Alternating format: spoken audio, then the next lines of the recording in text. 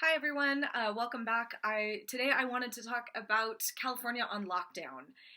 What does that mean for us here in California and for other people in other parts of the United States as more states are doing this?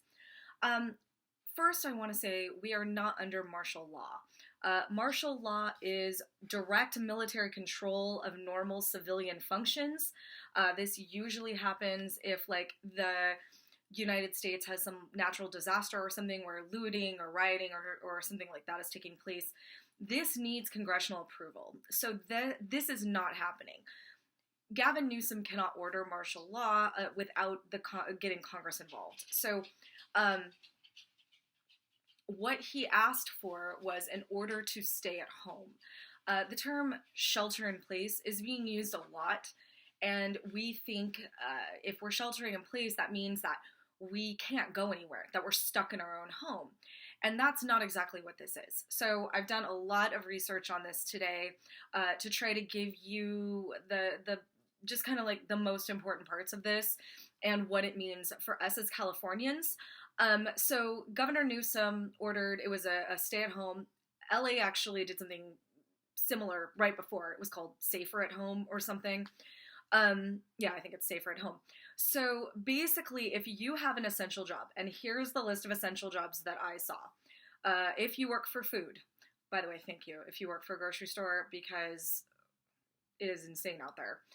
If you're at a bank, if you work for a laundromat, anything medical, plumbing, electrician, gas stations, convenience stores, stuff like Rite Aid, CVS, like a pharmacy place, dental, because our teeth are important, veterinarian care, so they're still open. Thank you, by the way, for that as well.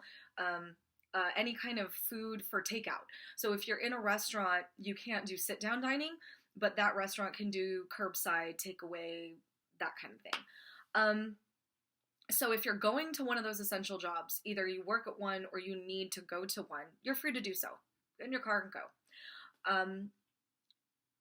What you're free to do, you can do all of these things. Go to the store. If you need to go to the store, go to the store. You don't have to hoard rice. Like, there's a rice shortage. You don't have to. This isn't an earthquake emergency. The pipes work. You'll have water.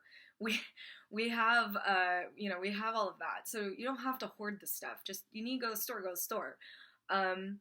If you need to go to any of these essential jobs, my husband works for one of the major HMO hospitals. He has to go. So he helps stock the hospital. He's an essential worker, so he's going to work. If you need to ride public transit to get there, you can ride public transit. If you want to go for a walk, go for a walk. Go on a hiking trail. If you meet anyone while you're walking, so you're walking down the street, you guys are coming together on the sidewalk, at that time you need to practice social distancing by having 6 feet of space between you. But that doesn't mean that you can't go for a walk. Go. If you just need to stand outside and get some fresh air, go ahead. If you want to walk to the grocery store or the liquor store or the convenience store, as they're calling them, go ahead. It's fine. What can't you do? Well, you cannot throw a party that's more than 10 people. If your family was as big as mine was when I was younger, that might be an issue. I think we used to have like 30 people at Christmas. So you want to keep it to under 10. The more people in a room, the more you can spread any virus, especially the coronavirus. You are not to hoard supplies. Don't. So many people need stuff. And if you're selling them for a markup, you are not practicing capitalism. You're practicing being a raging butthead. And it's not cool. It's also called price gouging, which is illegal. I don't suggest you do it.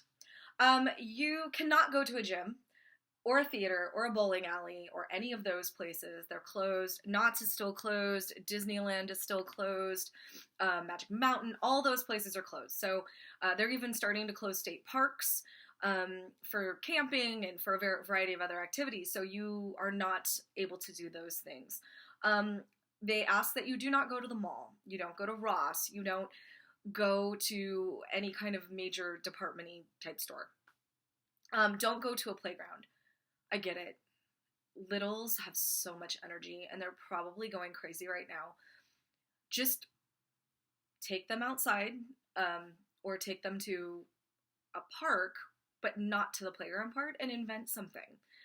When we were kids, if you have enough, people in your family, get creative. You can do something. We used to play a variety of games outside. My sister and I had a swing set, so we were lucky, but when that got taken away, we would go outside and make stuff up. So get creative with the little ones. Practice like running with them, playing hide and seek, something. Just keep your 6 feet apart if you're running into somebody else. If it's your family, if it's your younger brother or sister, social distancing is not, little kids don't get that. They have no concept of space. So if it's your own personal family, your kids, your younger brothers and sisters, you live in the same house, unless they're sick, hug them, love on them. It's totally fine.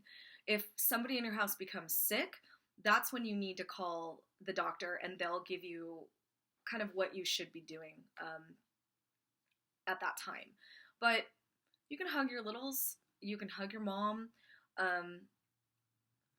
I personally am staying away from my parents because they're right around the age of 70, and so there's no reason for me to go over there right now. So I am practicing social distance from them, but if they lived in the same house as me, there's only so much social distance you can get living in the same house. But that's what we can do as Californians. There's not martial law. As of now, you're not seeing any tanks running down the street. Will this change? I personally don't think so, though Lord knows I have been wrong with the stuff that's happening. Again, this is unprecedented. As of now, if people just do what they're supposed to, it's fine. We won't have to worry about that. We won't have to worry about the government getting any more involved than they already are. The whole point of this is to not overwhelm our medical facilities. There is only so much that they can do. There's only so much room at the hospital. And if we have all these people running to the hospital because they have coronavirus and they can't breathe, it's going to overwhelm the system. So those of us who can stay home, those of us who can practice social distancing, those of us who can self-quarantine, that's what we're supposed to do. Because if you don't talk to anyone, your germies are not getting on them. That's why they close schools down. And this does affect younger people. Statistically, not as much as it affects older people, yes, but there are instances where younger people are being affected, especially if they're in one of those sensitive groups. And we have so many kids have asthma, and that's a lung issue. And the coronavirus attacks lungs. So it's not, this isn't far-fetched to think, I shouldn't hug this person because if they can't breathe, what are they going to do? We sort of need oxygen. It's vital. One of my coworkers and I were talking, and I didn't ask if I can mention their name, so I'm not going to, but they know who they are, so I thank you for this. Wanted to talk about social contract theory. Now, don't leave.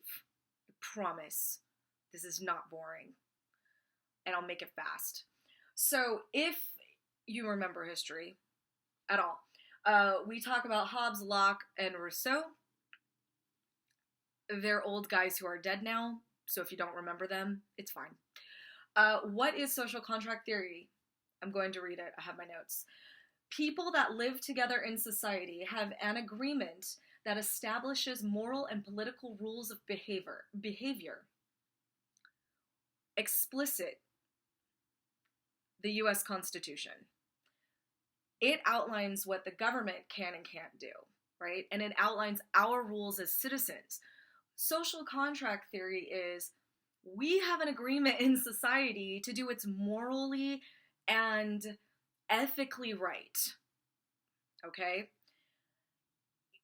It is the right thing to do. We do the right thing because it's the right thing to do, not because we're told to, not because we're afraid, not because if I don't do the right thing, there's a repercussion, okay? It means we do what we want to do because of the rules of society. So, according to social contract theory,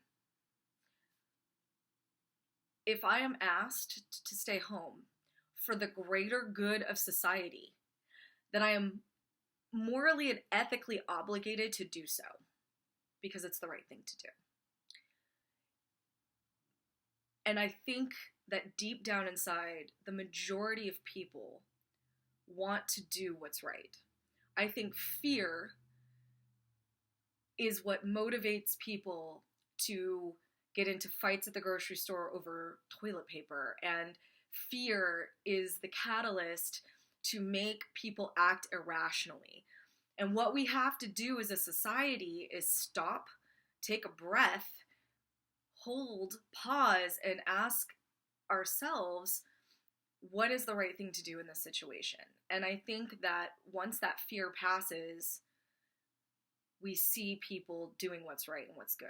And I like to think that the majority of people are good.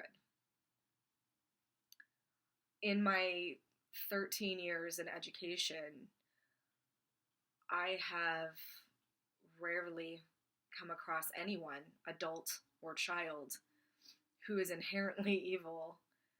And I think that what we see behaviorally is fear, is the unknown. And I think that what Governor Newsom is asking is, hey, if you can stay home, stay home. Let's keep the people in these essential, vital jobs healthy. Let's keep our parents and our grandparents and our children healthy. Let's just be good to each other because it's the right thing to do. All right. I hope you enjoyed today's vlog podcast. What are we calling this? I don't know. I am watching the news, so you don't have to, because there's a lot in the news. Anyway, have a good rest of your day. Stay safe, stay sane, stay informed. Have a good one, everyone.